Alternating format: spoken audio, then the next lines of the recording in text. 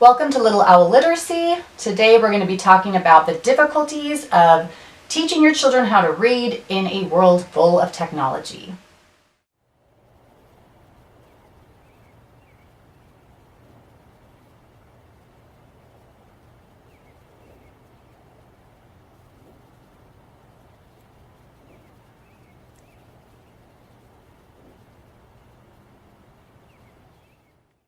A lot of people tell me that it is just impossible to teach their kids to read or to teach them to love reading in a world that's full of video games.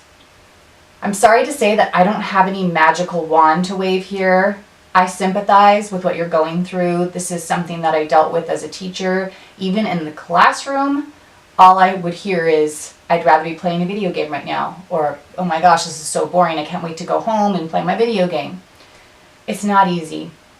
One thing that I can recommend is that if your children are very young, keep them away from video games and even tablets as much as possible. If you can get them really kind of neurally hooked on books, like to make that association between books and pleasure, if that's their only outlet for developing their imagination and for their visual stimulation, then you're going to have a little bit easier time as they get older and you start really honing in on those literacy practices. I remember when I was a little girl, we didn't have video games. We didn't even get an Atari until I was maybe 10 years old. And we didn't have anything to do but listen to records and read. We had a ton of books that came with an audio version so that we could play the tape and follow along with the text. And really, that couldn't have been any more exciting for us because there was nothing else to do. We couldn't sit down and stream Netflix. We couldn't pull out an Xbox. That was our only form of entertainment that was really visually and audibly stimulating. If you can limit their exposure to tablets and technology at a very young age, then it might help you as they grow to keep that love and association of pleasure with books. Another thing is that you never want to put yourself in a position of creating any kind of relationship or juxtaposition or conflict between video games and books.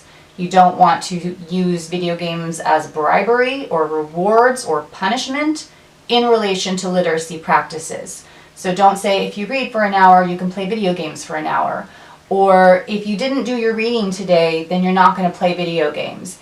You don't want to do that because then you're setting yourself up to have your kids frame books as something over here and video games as something over here, and books, video games, yay. You don't want that. That's not a good position to put yourself or your kids in. So you want to keep those two things separate and really keep books as pleasurable as possible. Keep the associations with them as pleasurable as possible. It's true that it's really not easy in this day and age to get your kids jazzed about books when there are so many other seemingly more exciting things, but it's really worth trying. It's worth trying. Try everything, and in the end, don't make too big a deal out of it, and remember that even on video games, a lot of them have text, rolling text as the characters are talking, or instructions that are scrolling by.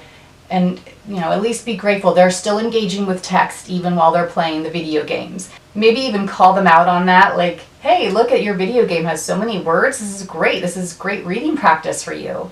And that's a really cool way to integrate reading into their video game and to, again, build those connections between pleasure and reading without creating that canyon between books, reading, and video games. Good luck. It's not easy, but you can do it.